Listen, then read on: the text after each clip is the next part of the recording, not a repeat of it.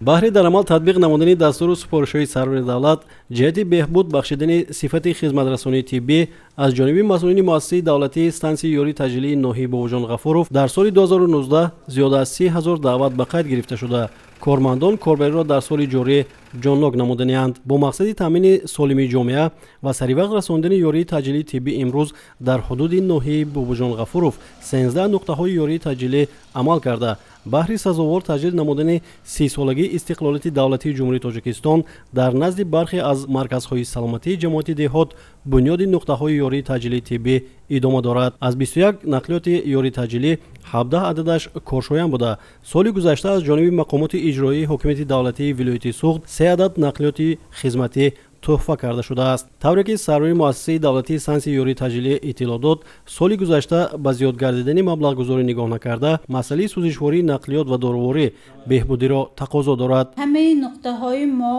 шабу рӯз 24 соат яъне фаъолият мебаранд.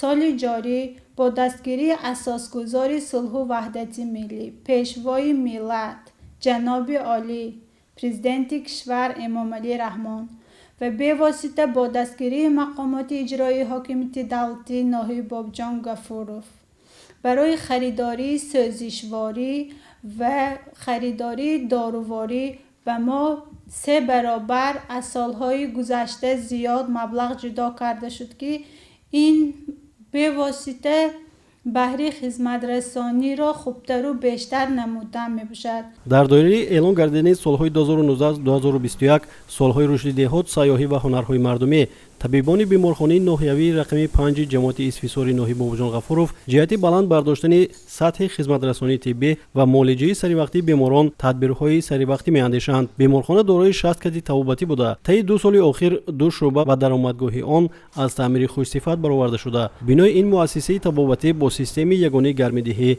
таъмин аст. беморхона мо аз 60 кат иборат аст.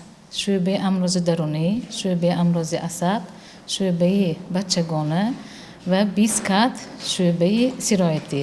оянда мо минҷа бо дар нақша гирифта шудагӣ якта узи мегирифтагӣ планамонда ҳай барои ҳамон якта духтурамо хонсодия дар такмили ихтисос.